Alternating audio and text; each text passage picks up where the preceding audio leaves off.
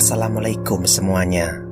Apa kabar kalian semua? Semoga dalam keadaan sehat. Bagi kalian yang baru datang ke channel ini, saya ucapkan terima kasih banyak dan bersiaplah karena kalian akan dibawa untuk melihat banyak kenyataan kelam dari sisi lain seorang manusia yang bahkan membuat para iblis mengernyitkan dahi.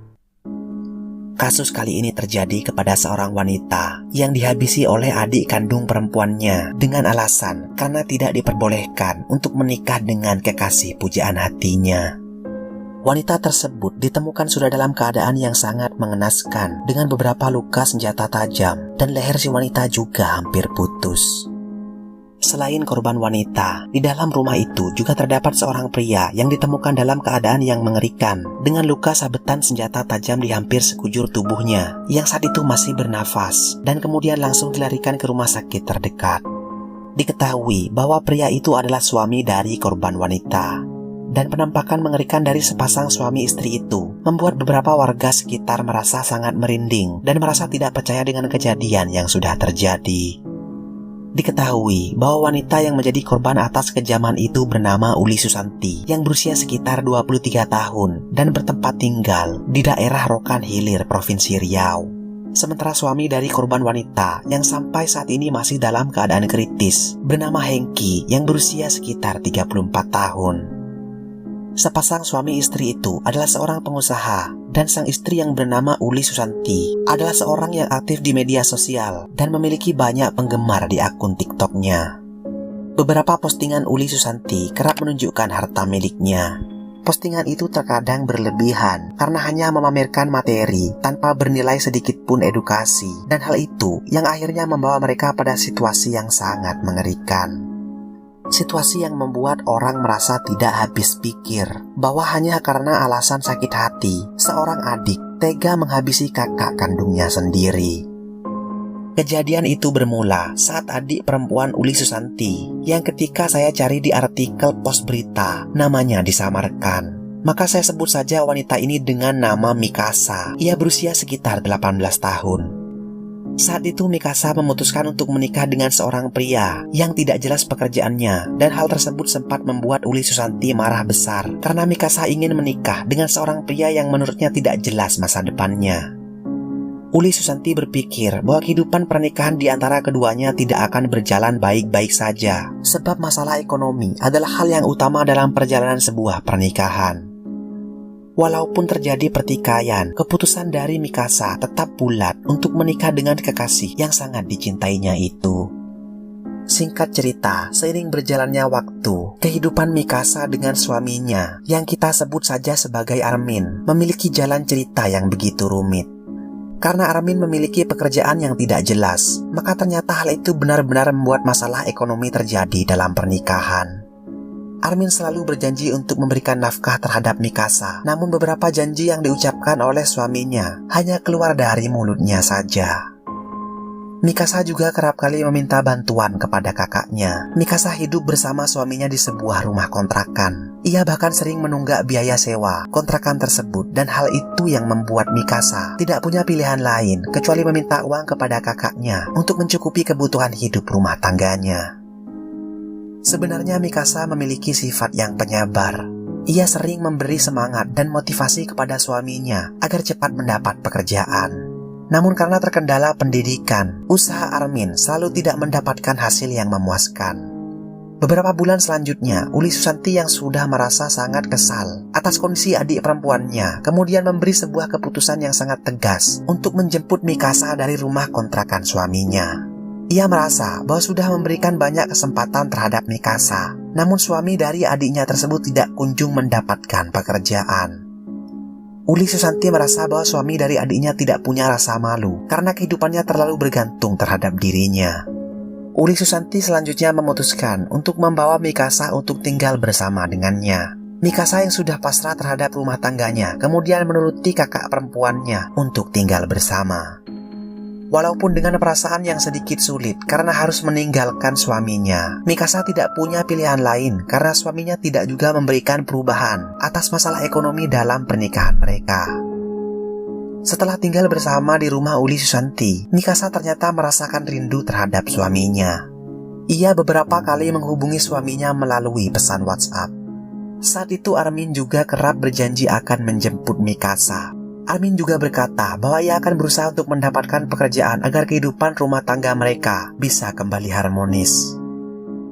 Namun saat Mikasa hidup dengan Uli Susanti dan kakak iparnya, Mikasa beberapa kali sempat merasa sakit hati atas ucapan dari kakak perempuannya. Karena seringkali Mikasa kerap dibandingkan hidupnya dengan kehidupan pernikahan Uli Susanti.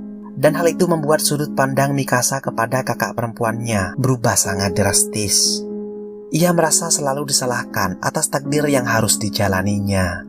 Kehidupan Uli Susanti sebenarnya berawal dari orang yang susah. Di awal pernikahan, rintangan sulit harus mereka hadapi. Namun dalam perjalanan pernikahannya dan seiring bertambahnya anak, kehidupan mereka berangsur-angsur membaik. Beberapa rezeki besar datang silih berganti. Bahkan mereka kini mampu membeli barang-barang mewah. Barang-barang yang dulunya hanya sebatas mimpi dan angan-angan saja, kemudian dapat ia miliki. Ia ingin menunjukkan dan membuktikan kepada banyak orang termasuk kepada keluarga dan adik perempuannya sendiri bahwa kehidupannya sekarang sudah beranjak menjadi orang yang memiliki segalanya. Bahkan dalam setiap postingan di media sosial, Uli Susanti selalu menunjukkan harta yang dia punya. Namun ternyata hal tersebut malah mendatangkan malapetaka terhadap kehidupannya sendiri. Uli Susanti tidak menyadari bahwa orang yang melihat setiap postingan dari media sosialnya ternyata ada yang merasa sakit hati, termasuk adik perempuannya sendiri. Singkat cerita, Armin kemudian memberanikan diri untuk datang ke rumah kakak iparnya. Ia datang menjemput Mikasa untuk kembali bersamanya. Kedatangan Armin disambut dingin oleh Uli Susanti. Saat itu Uli Susanti menanyakan perihal pekerjaannya, dan Armin dengan cepat menjawab bahwa ia sudah mendapatkan pekerjaan.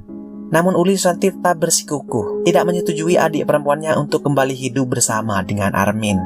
Uli Susanti merasa bahwa pekerjaan Armin belum membuatnya yakin terhadap kehidupan mereka nantinya.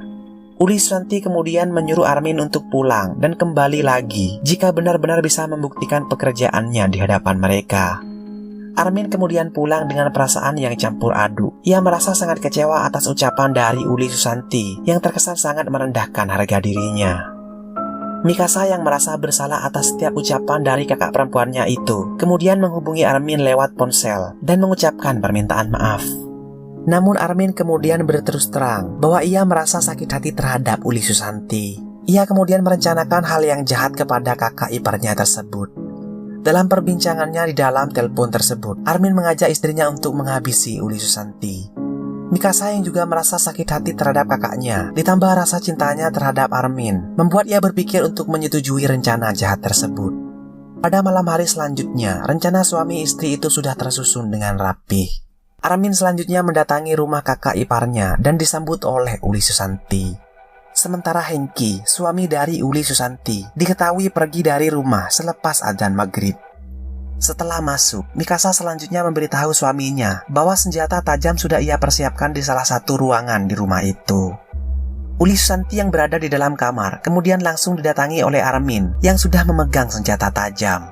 Uli Susanti sempat berteriak namun dengan cepat Armin kemudian menyuruh Mikasa untuk menyumpal mulut kakak kandungnya menggunakan bantal.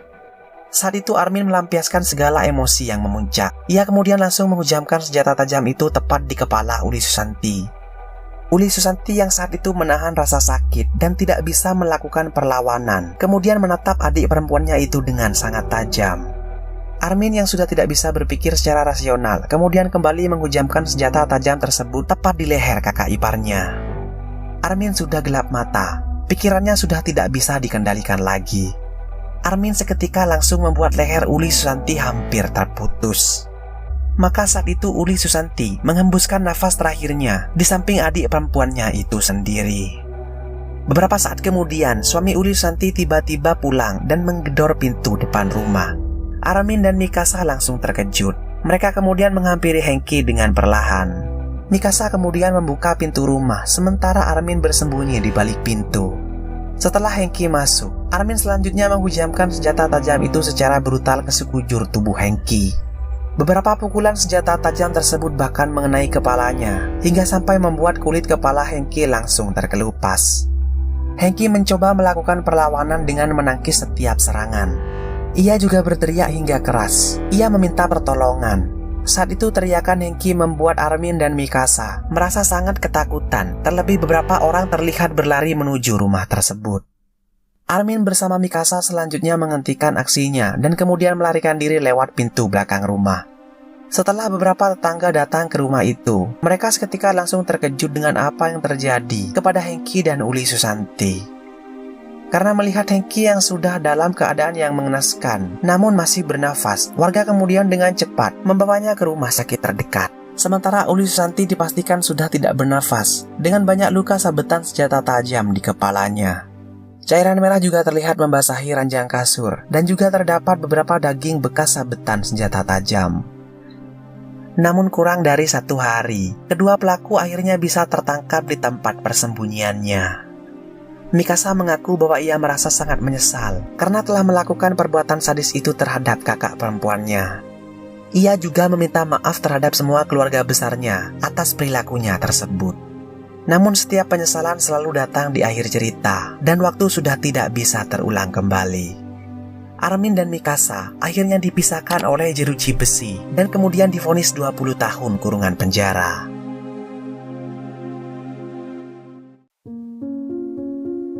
Semoga kasus ini dapat menjadi pelajaran berharga bagi kita, dan semoga kita semua dijauhkan dari hal-hal gila semacam ini.